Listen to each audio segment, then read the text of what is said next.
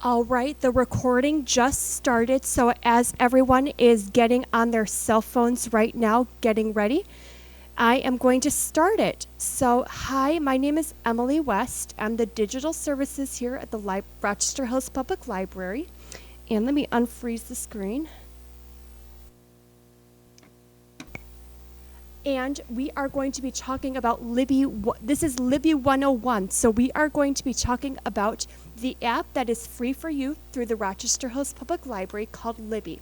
Now, a lot of you are already on your App Store or your Play Store right now trying to get it downloaded.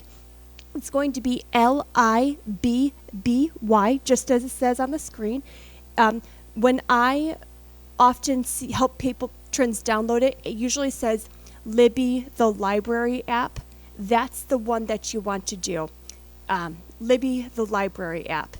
And then you're going to tap download, and then you are going to follow your cell phone's steps for downloading the app. So it's going to be looking a little different for everybody. If you're on an Apple device like an iPhone or an iPad, it's might ask you for your Apple ID and password, but if the Play Store might do something similar, but follow your device's steps for downloading the app if you haven't downloaded it already. For those of my friends back there who already have the app downloaded, just sit tight. We'll be getting to how the app works in just a moment. Is everyone doing okay downloading the app? What's going on? Oh, no. The app's not called Libby 101. It's just Libby. So tap search. Then Libby. Libby, the library app. Then tap that little download. Yeah, the little cloud.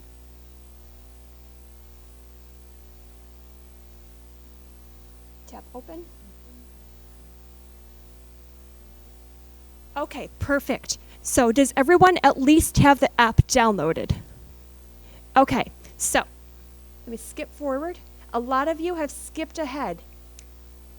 You might have seen this screen already. Welcome. Thousands of public libraries offer ebooks and audiobooks for free in Libby. First question, do you have a library card? Yes, you do have a library card. So then you tap yes. And when it says tap search for a library, if you have it on a different device, you're going to tap copy from another device. But for today, you're going to tap search for a library.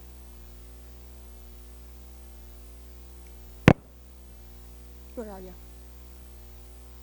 You skipped too far ahead. Oh, you already have Libby downloaded. You can skip these steps. You already have it downloaded. You're all set. So I just push search? Yes. The next most important thing that you're going to want to do is that you are going to type in Rochester Hills Public Library. A lot of people get confused by typing in Rochester Public Library. If you type in Rochester Public Library, you're going to get Rochester, New York or Rochester, Minnesota. That's not the library. We are in the state of Michigan. So it should say MetroNet Library Consortium, Rochester Hills Public Library, 500 Old Town Road, Rochester, Michigan, USA. That's the library you want. You don't want New York, you don't want Minnesota, you want Michigan.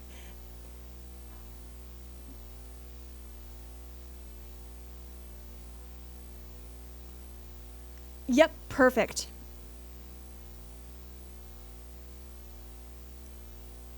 And then after you type in Rochester Hills Public Library, you're going to see this screen, and you're going to want to tap Sign In with My Card.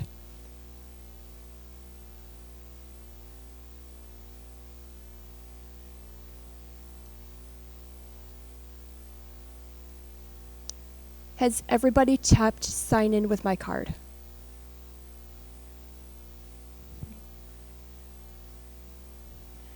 And this is where it also gets a little bit confusing, because it's going to show you this screen right here that's highlighted.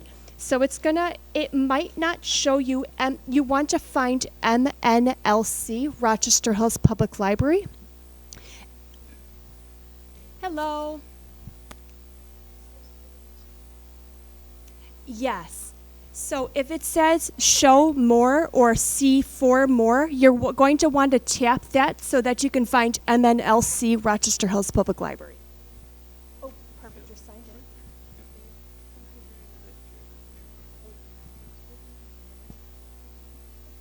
I'm just putting in my password for Apple first. Oh, okay.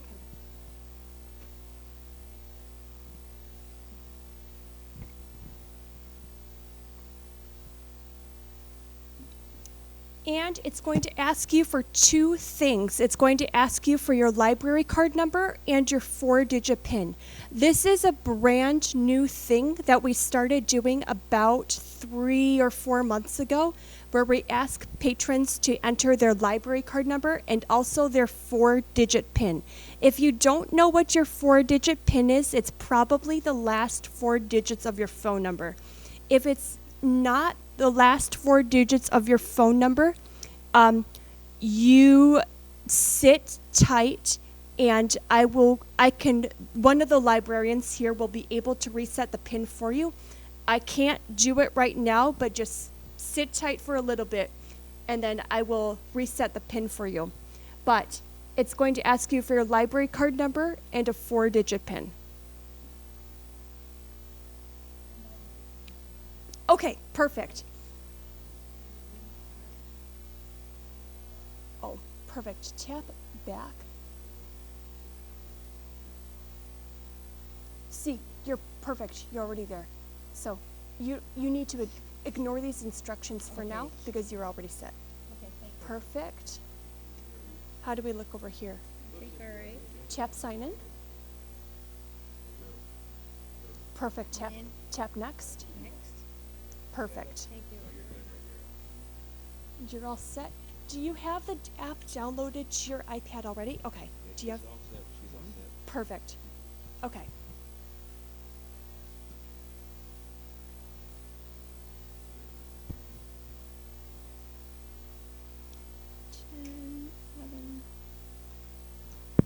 All right. And then a lot of you have, I think everyone here has signed in. It says you're signed in. If you haven't already, tap next. And we're going to skip over that part. But after you tap next, it's going to take you to the home page. So the next thing we're going to do is we are going to search for a book. So let me skip ahead.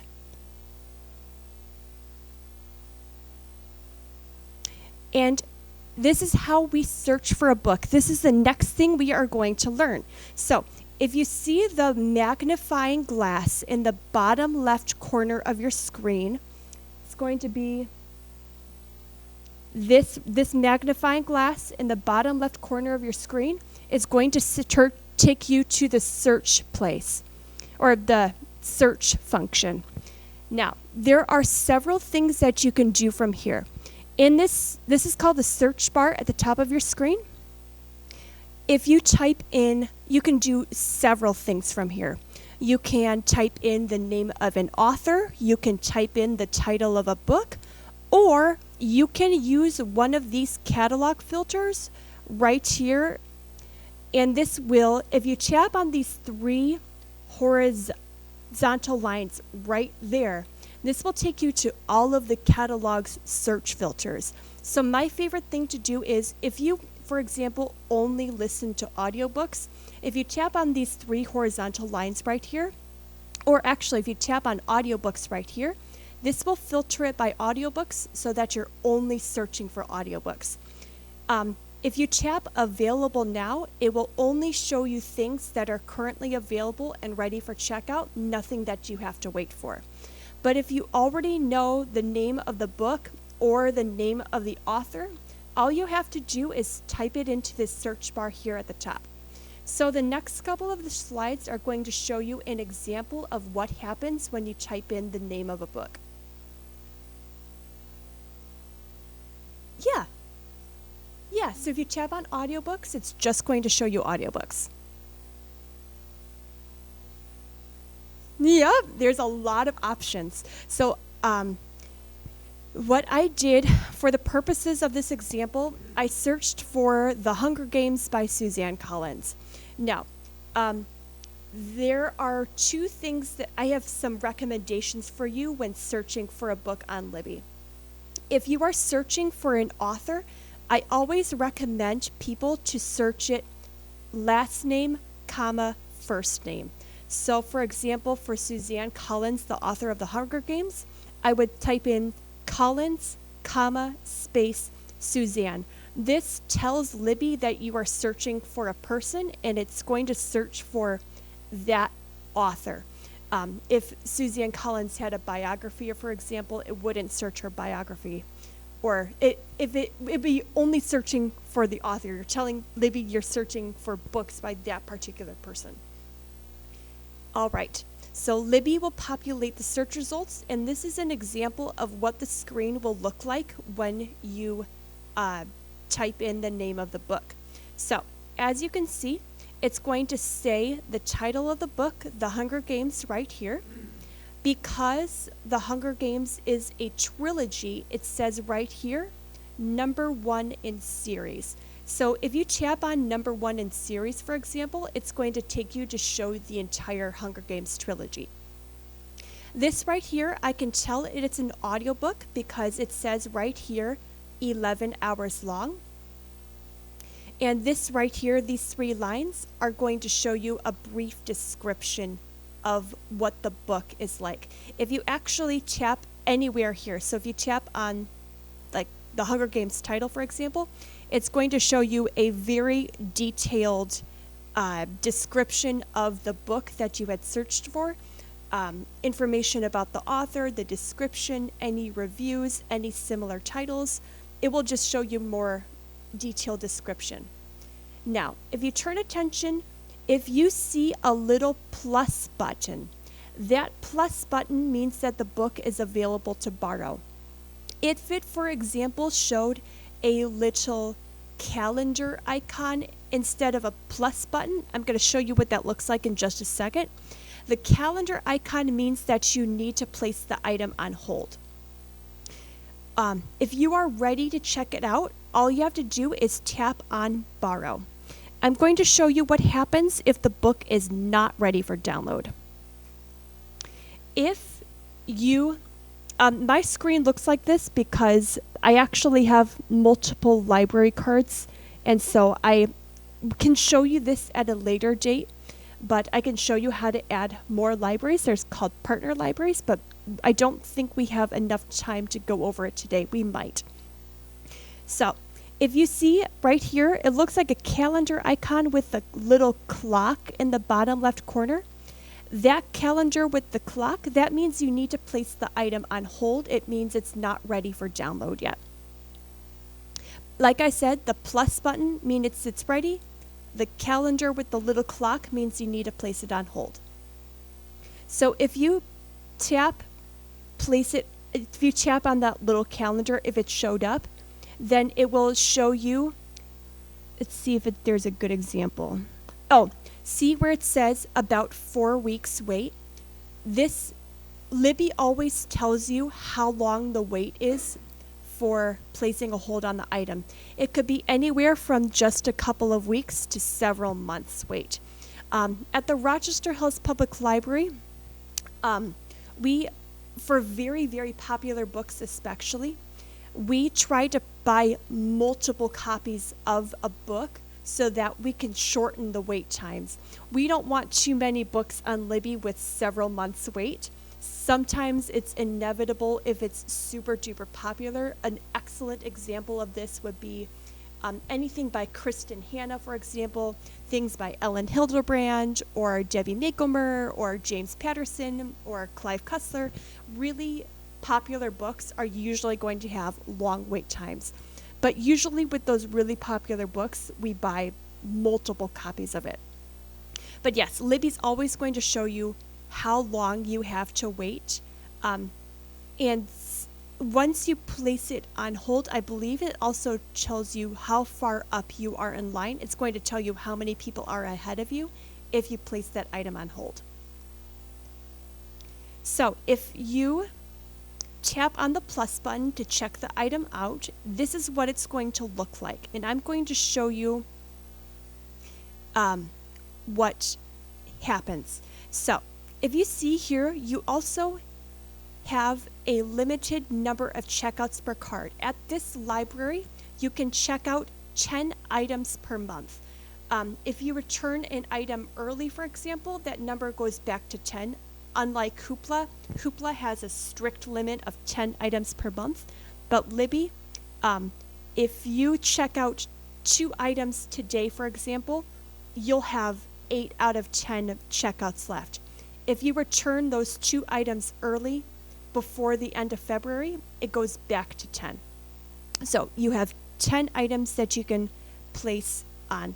This is a little different because this is a different library, but it will say MetroNet Library Consortium card, 0 out of 10 loans, and 0 out of, I believe, 15 holds at the Rochester Hills Public Library, which means that holds number, you can have 15 maximum number of holds at any one time, but you get 10 checkouts per month. So one checkout is 1 book, 1 audiobook, or 1 magazine. And like I said, this is a different library, so it's going to say something different, but it says borrowing for, it should say 21 days because you get an ebook or an audiobook for 3 weeks. Also, if you have multiple library cards, I have more than 1 library card. I have one through the Rochester Hills Public Library, but I also have a library card because I live in Washington, so I have one through the Romeo District Library. If you have more than 1 library card associated with your account, those checkout limits stack. For example, if I have 10 checkouts here at Rochester, and I also have 10 checkouts I have at my home library, that means I can check out a maximum of 20 books because I have 2 cards. So you can check out, if you have several cards, you could check out like almost 100 different titles. I don't know how many of you are going to check out 100 books at once, but those checkout limits stack. And so do the holds as well. And checkouts also return automatically, so there's no need to worry about late fees or any worry about things not being turned in on time. Once you check out the book, there's going to be a screen that says, asking you how you want to set up your notifications. Libby can notify you if your book is due coming up or if it got automatically returned. It will also notify you if you have an item on hold that's now ready for you. Then it will send you a message on your cell phone saying, hey, your hold is ready to pick up, or hey, your loan is getting returned soon. So, this is how you place a hold. If you tapped on that calendar with the clock icon, it's going to take you to this screen right here. All you have to do is, it's going to show you how long you have to wait for. And this burgundy button here at the bottom, place hold. If you tap on place hold, that's how you place a hold on the item. It's that simple. And then, like I said, you will be notified when the title is ready for you.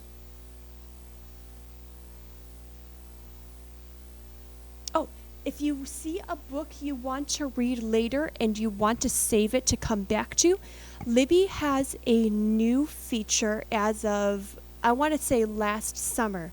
They had a big update where you can now tag items. So if you go to the very bottom right corner of your screen, you're going to see this little tag icon right here. If you tap on it, it will show you what all of your tags are. So there are a couple of different things you can do with the tags. I use it mostly for something that's called TBR. TBR stands for to be read. If you see a book on Libby that you want to check out eventually, but you want to save it for later because you're not ready to read it, you can tag it. So I'm going to show you how to do that next. You can tag almost anything, audiobooks and ebooks, but not magazines. Excuse me. So, The Nightingale by Kristen Hanna, I searched for it. If you go, this is on the search results screen after you've searched for the title. If you see, it says borrow, play sample, and it says this little tag. If you tap on this little tag,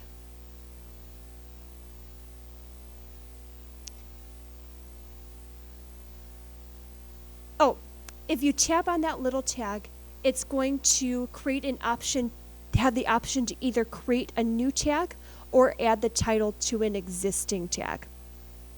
And once you do that, if you go back to your tags in the bottom right corner of your screen, I have this tag here called TBR. As you can see, Kristen Hanna's The Nightingale is right here. So this is great if you have something that you want to read and you can come back to it later. Libby automatically has a smart tag called borrowed. It shows you a history of everything you've previously borrowed. It's going to be under here. All right, a note about magazines. Yes, we do have magazines through the library that you can read on Libby. Libby also recently had an update. If you've been using Libby for a long time, you might remember that the magazines looked a little bit different. But if you search for a magazine, you can now subscribe to the issue. So this is the New Yorker, for example.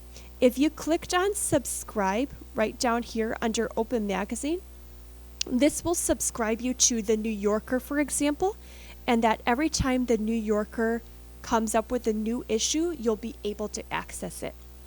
And the magazines are going to be found on your magazine shelf. So the shelf is this stack of 2 books right here at the bottom of your screen next to the tags. So that little bookshelf, that's your bookshelf. That's where your magazines are going to be found, as well as anything else you check out. Sure. There is no charge. Everything on Libby is completely for free. Everything that is being charged is just being charged to the library. That's a good question. So, if you tap Open Magazine, which is the same thing as that little plus button I was talking about earlier, the good thing about magazines is that they're always available, meaning that multiple patrons can check out the same copy of the magazine, which means there are no wait times. You can check it out right away. All right, so on your table is your Libby anatomy sheet. So this is going to be, I printed this out so that everyone can be on the same page, so that we're all looking at the same thing, so that you can refer back to it later. So the first thing on the front is what the ebook screen looks like. So if you check out an ebook, this is what your screen is going to look like. The most important things you need to know. The ebook is pretty intuitive. If you tap forward, so if you tap on this side of the screen, you're going to go forward. If you tap on the left side of the screen, you're going to go back 1 page. It's the same thing as if you are using a Kindle. Also, if you swipe this way, so swipe to the left, that goes forward a page. If you swipe to the right, that goes back a page. Another important thing for you to know is the table of contents. So if you want to refer back to a chapter, or you accidentally skipped ahead and you want to go back, this is where you go. You go to the table of contents. These lines right here at the very bottom of your screen each one of those vertical lines denotes one page. And these little black boulder bars right here denotes where chapters start and end. So it's a great visual to see how far you're progressing through the book and how much longer you have until the next chapter. And also this number right here, the 1P, that also shows you how many pages until the next chapter. These numbers right here, page 1 of 322, shows you how far you've come through the book. So we're currently on page 1, and there are 322 pages. These are Libby pages. These do not necessarily correspond to a physical book. I'm going to show you in just a few slides from now. If you, for example, if you are changed the font size, there's a way. If you tap on this A at the top of the screen, the A will take you to the accessibility features. Tapping on that A, which I'm going to show you in a little bit, if you find the text to be too hard to read because the text is too small or the text is too big, you can change it. Changing the text size will change these numbers here at the bottom. If the text is a lot bigger, this 322 is going to be a lot higher. If you change the text to be smaller, this 322 is going to be smaller because you're going to progress through the book faster or slower depending on how big the text size is. And the flip side of your sheet is what it looks like for audiobooks. So the audiobooks also, it's going to look very similar. So it kind of looks like it's going to be pretty intuitive. This little triangle here is your play button. The 15 going clockwise is going forward 15 seconds. The 15 counterclockwise is going back 15 seconds. You can also do something called scrubbing. Scrubbing just means going forward or backward along the audiobook. So if you can either scrub from the bottom right here, these little vertical lines, they don't denote what page you're on, but it's kind of like if you swipe this way, you can go forward, and if you swipe that way, you can go back. Another important thing for you to know, I don't know about the rest of you, but I like to listen to my audiobooks very, very fast. And so that's why it says 1.75 speed. I'm a fast listener. I know that's probably too fast for most other people because, like I said, I'm a very fast listener. But if you find the narrator of your audiobook being too slow, you can change this 1.75. You can change it to 1.25, 1.5, 1.75, and there's even increments in between. So, and you can even make it go slower than that. So the base speed is at 1.0. You can make it even slower than that if you find that the narrator is a little too fast. This little looks like a moon. This is important if a lot of you like to listen to books as you're going to bed. This little moon will time out the audiobook after a certain amount of time. So if you tap here, you can say to stop the audiobook from playing after, say, 1 hour, or you can also change it to stop playing after the chapter is done. Another thing is if you want to play your audiobook in the car, you can do that too. It looks like all of you have cell phones, or most of you have cell phones.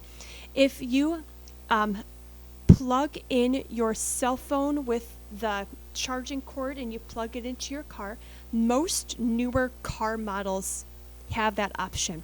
I have an iPhone. So iPhone has when I'm connecting it to my Ford Edge, if I plug it in, it will show me on the display screen all of the different, it's called Apple CarPlay. Libby coordinates with Apple CarPlay very well. So if your car is less than, say, 7 or 8 years old, and your car has Apple CarPlay, you can see Libby as one of the apps that you can go to. Obviously, it only works for audiobooks and not for ebooks because you don't want to be reading ebooks while you're driving. But if you want to be listening to audiobooks when you're driving, simply plug it into your car. Either open Apple CarPlay if you have Apple, or you could simply have the Libby app open and you would simply press this play button and it'd be playing through your speaker. Also, if you have a Bluetooth speaker, Libby works well with Bluetooth speakers as well. So you would simply connect your phone via Bluetooth and then it'd be able to play through the speaker. Okay, this is what I was saying earlier about the accessibility features. So I was saying this A at the top of the screen on it's only for the ebook. If you tap on this A right here, this is the screen that's going to show up. You can change the text scale to be larger or smaller, so you move the scale up this way to make it larger, and you'd move the scale back this way to make the text smaller. Also, there is a light mode and a dark mode or a sepia. Sepia just means it kind of looks like a tan color. Dark mode is my recommendation if you're reading at night. It's a little bit easier on the eyes. And then bright is white background with black text. Dark is black background with white text. You can also change the font. So if you scroll a little bit down farther this way, you can change the text. If any of my friends back here have dyslexia, there are dyslexia-friendly fonts options here, and also there are multiple different fonts that you can choose. Also, fun fact, there is a poster in the outreach room that has all of the more of the accessibility features. So if you want to check it out in the outreach room, it's on one of the bookshelves. All right, does anybody here have what's that? Okay, if anybody here has a Kindle, I will show you how to connect it to your Kindle. Okay, a couple of things to note about the Kindle. You must have Libby on one non-Kindle device already, such as your cell phone. So if you have a Kindle Paperwhite, for example, if you want to have Libby on your, you want to have Libby on your cell phone, and then you will send books from your Libby app on your cell phone to your Kindle Paperwhite. You will check out Libby on one device and have it sent to your Kindle to read. After you check out your book, tap Borrow and then tap Open Book. You are going to see the screen. You may have seen it already. It's going to give you two options. You can either read the book in the Libby app, or you can choose to send it to the Kindle. This is what it's going to look like. You're going to want to, after you check out this book, you're going to see the screen. You're going to want to tap on Kindle. It's going to take you to this screen. It's going to ask you to sign into your Amazon account. Simply sign in with your Amazon email address and password and tap sign in. And this is the next screen that you're going to see. I have this blacked out because it has my personal email address, but it's going to say Alice Hoffman, The Invisible Hour, and then you're going to want to tap on the yellow Get Library Book. And then either you can read in the Kindle app, if you have the Kindle app on your cell phone or tablet. If not, Libby automatically sends the book to your Kindle, so that when you turn on your Kindle, this book is going to show up. I've had a couple of people have trouble seeing their Libby books on their Kindle. Make sure your Kindle is connected to your home or library's Wi-Fi. If it's not connected to the Wi-Fi, you're not going to see it on your Kindle app or on your Kindle device. But Emily, I have more than one device, not a Kindle. So this is what happens if you have more than one device. If you have an iPad, for example, if you remember this screen, this is way back at the beginning. If you've downloaded it to your cell phone today, but you also want to download it onto your iPad, for example, when you download it onto the iPad through the App Store, you're going to see this screen, which is the same screen you saw earlier. You're going to click or tap on Copy from Another Device. So instead of earlier today you selected Search for a Library, you're going to select Copy from Another Device.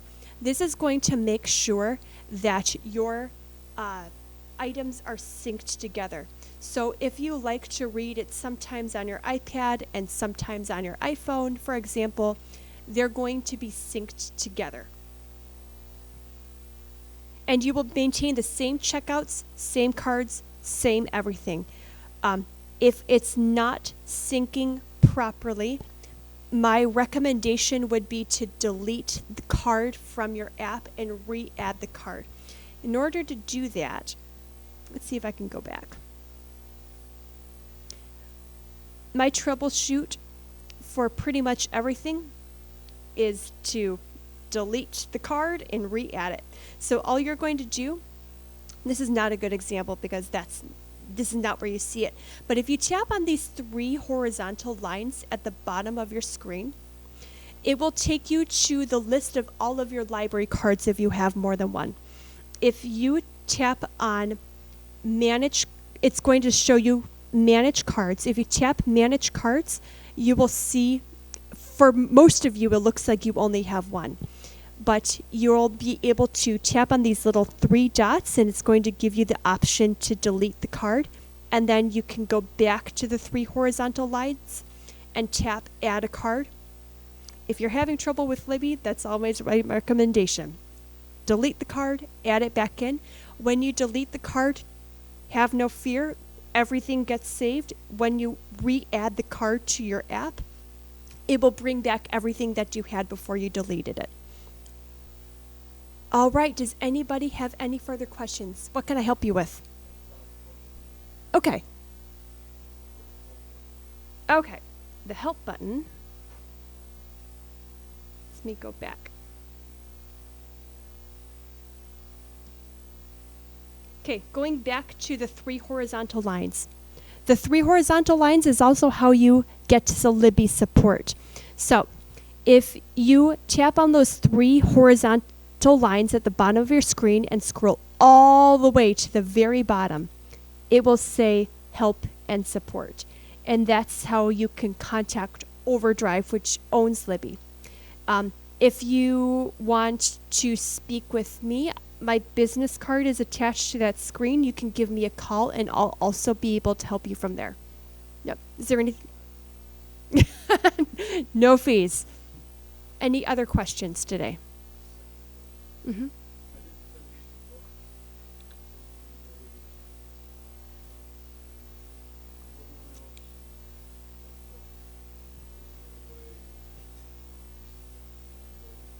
Yes, good question. I'm actually going to repeat your question because the camera back there doesn't pick up on the audience very well.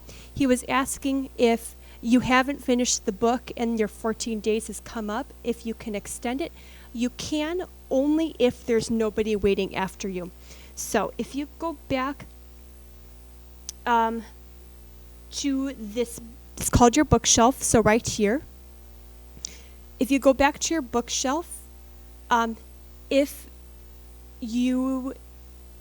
Libby will only give you the option to renew your checkout, kind of like with the library with physical books, it will renew only if there's nobody waiting after you. And it will ask you if you want to renew. Here at the library, for physical books, we automatically renew it for you so long as you're able to.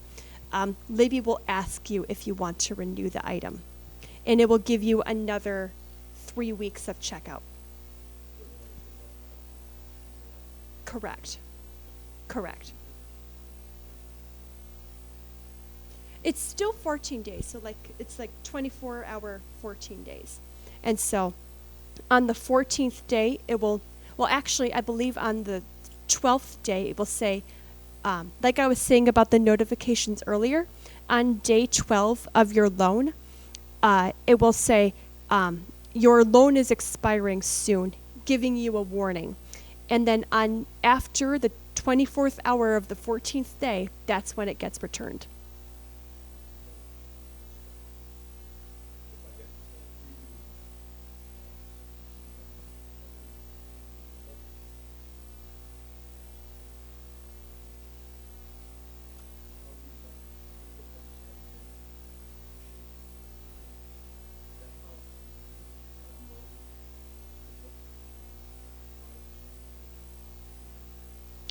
Oh, this is just the graphics of the screen.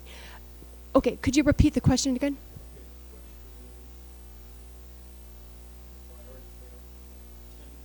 Mm-hmm.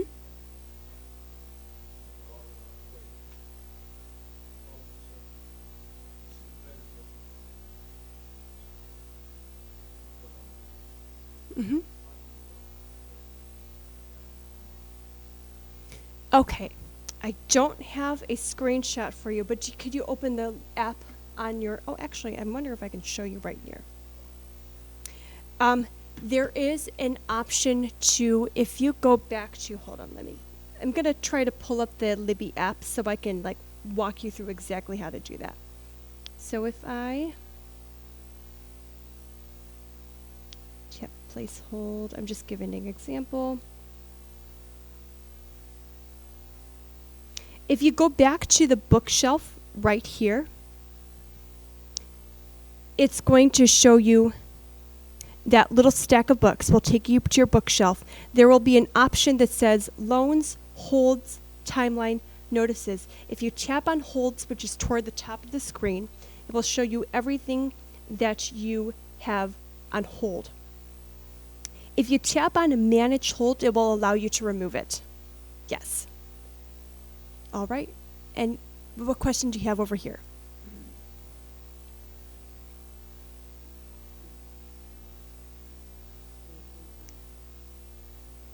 Mm-hmm.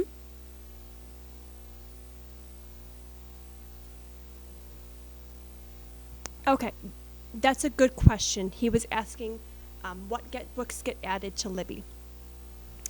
Okay, this is where I like to compare Libby and Hoopla during my programs to tell you the distinctions between the two because I think it's important. Libby is kind of like this, the library buying physical books. We choose, Overdrive has millions and millions of books that we could possibly order from, or maybe even hundreds of thousands. The library selects which of Overdrive's books that we could potentially order, and then we place an order. I place orders for adult fiction ebooks. My colleague Matt over here places orders for teen, young adult books and audiobooks. I place orders at every single month at the beginning of the month, usually anywhere from 20 to 30 books depending on what I'm ordering. That gives me a catalog of things that I could purchase. Hoopla, on the other hand, has, instead of choosing from a catalog of things that I could possibly order, Hoopla makes everything available, and we only pay for what people actually check out. So if you want any of us to order a specific ebook for you, you can either contact me for adult fiction. If you go to the library's website, actually, if you go to rhpl.org,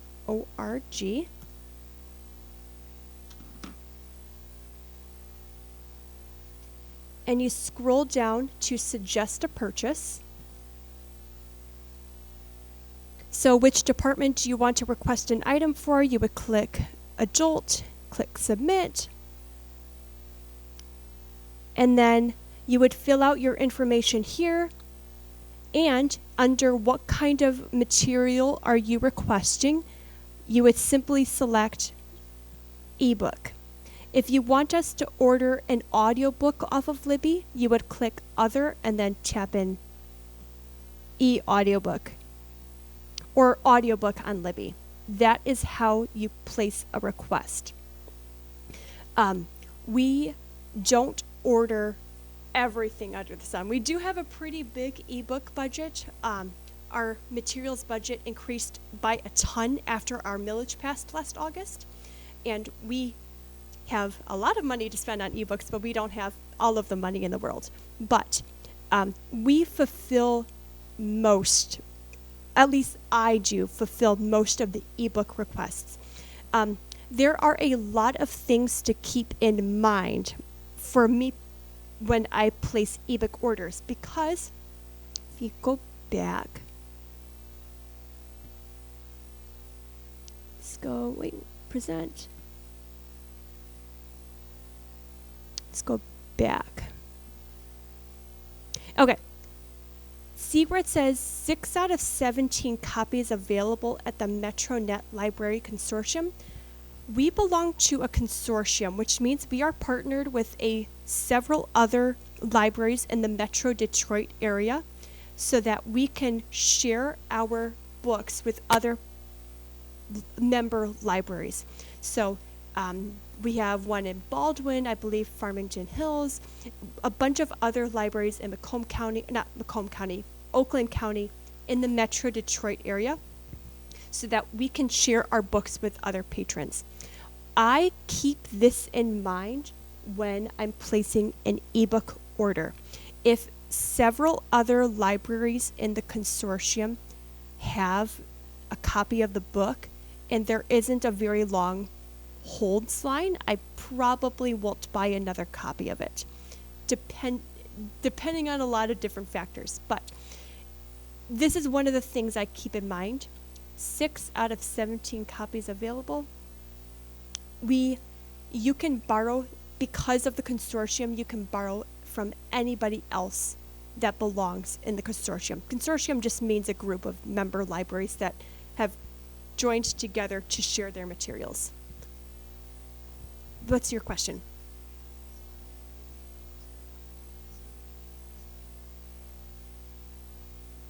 Yes and no. We have, if you go back, like you could see that we had if you go back to this screen, this shows thousands and thousands and thousands of available titles. We have a good mix of older titles and we have a good mix of newer titles. The librarians are really good about ordering books from super popular authors. For example, like big name authors like James Patterson or Kristen Hanna. We're always going to be buying those copies because those are books that we know that our patrons really love. We also have copies of older titles as well. So it depends on how far back you want to go. But we have a good mix of things published within the last 5 years, and also we have things that are like 20 to 30 years old. What's your question? Okay.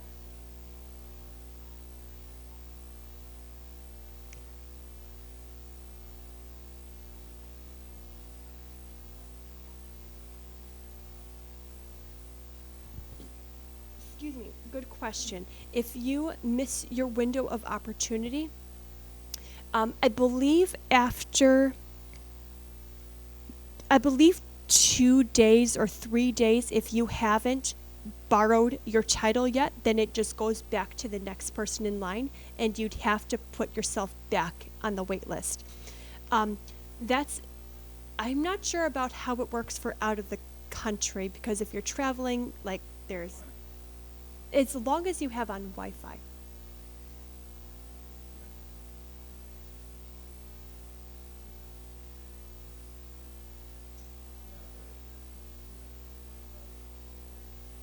Yes.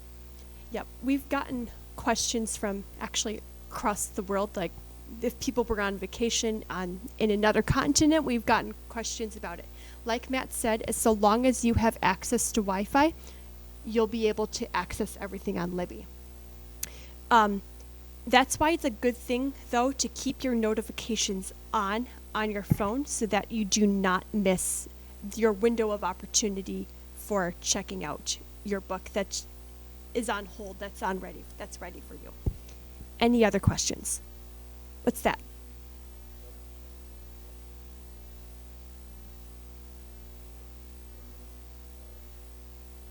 So unfortunately not.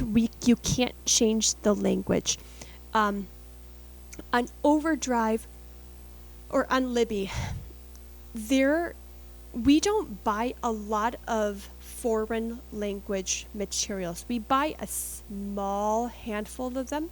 We have a bigger foreign language collection upstairs. One of our librarians is responsible for our foreign language collection upstairs. Italian, German, Cantonese, Korean, all different kinds of languages. But on Libby, that is very different. We don't have a lot of other titles in Spanish or German or Arabic. You can't change the language in the Libby app. You'd have to check out a specific book specifically in that language.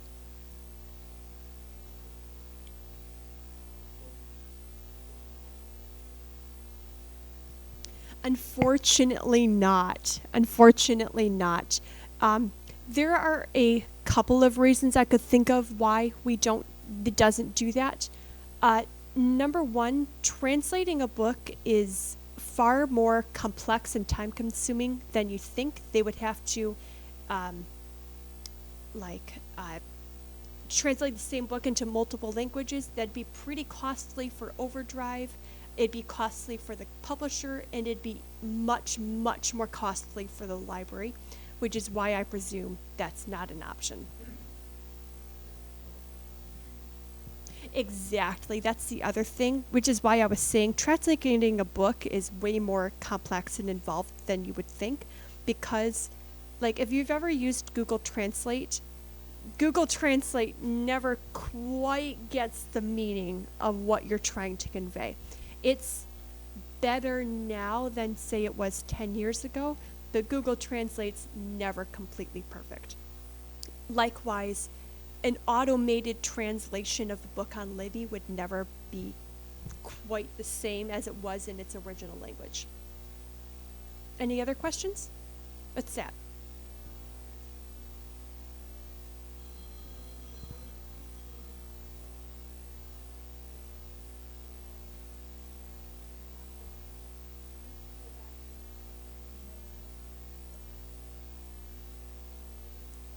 Yeah, sure. Let me go back. No, I'm going the wrong direction.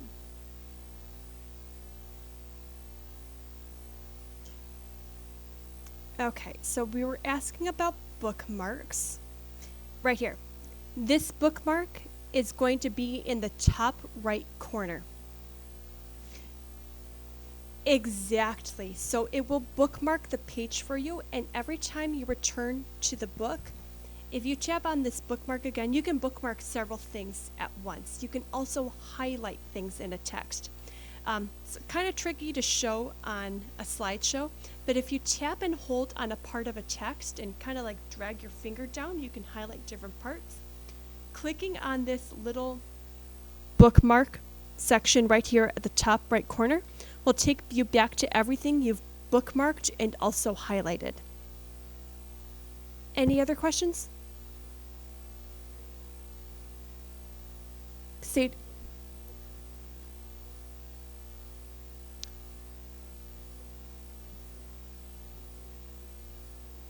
yes. Do you mean like tagging? Tagging is only for books, though. It's not for things within a text.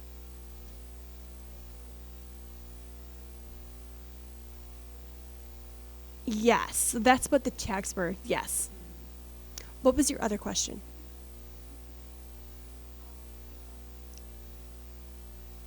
Hmm.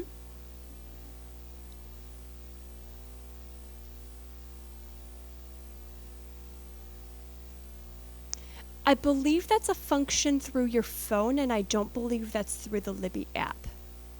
I know that's, um, I want to say that's an Android feature and not an iPhone feature. I'm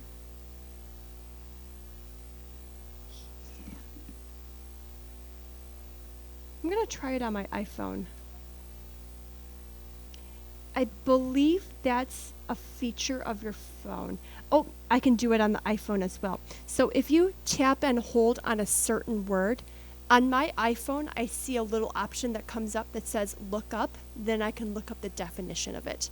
But it is really helpful. But yes, I think that's a phone function, not a Libby function. Pictures are in books. A couple of things to know about that.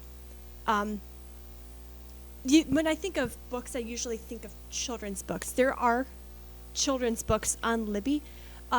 They're depending on the book. Sometimes they're in black and white. Sometimes they're in color. Kindles usually have pictures in black and white. Libby, I haven't seen a lot of, because I don't read a whole lot of books with pictures on it on Libby. But as you can see, like this cover, for example, is in color. But if it was like a children's book, for example, yes, I believe most of their books have that in color. But a lot of them have it in black and white. That is it for today. Does anybody else have any other questions? All right. Thank you all for coming today. Oh, one last thing. If you guys have seen, you know how I was talking to you guys earlier about the PIN? If you've already had the app downloaded and you try to download a book and it asks you to verify your PIN, all you have to do is enter your 4-digit PIN onto Libby. It's probably the last 4 digits of your phone number. Libby has recently started asking people to do that. That's all you have to do. Try the last 4 digits of your phone number. But since you've already, my friends in the front, since you've already downloaded the app and entered your 4-digit PIN, that's not something that you have to worry about. But in the future, if you see that come up, that's all you have to do. Enter your 4-digit PIN, call the library if it's still not working, and then we'll be able to help you. All right, we're all done for the day. It will be later this month. I did have one last summer on Hoopla. I'm doing Hoopla again. I believe it's in March, so next month. Yes, I'll double check, but yes, the Hoopla one is coming up soon too. All right. Thank you guys.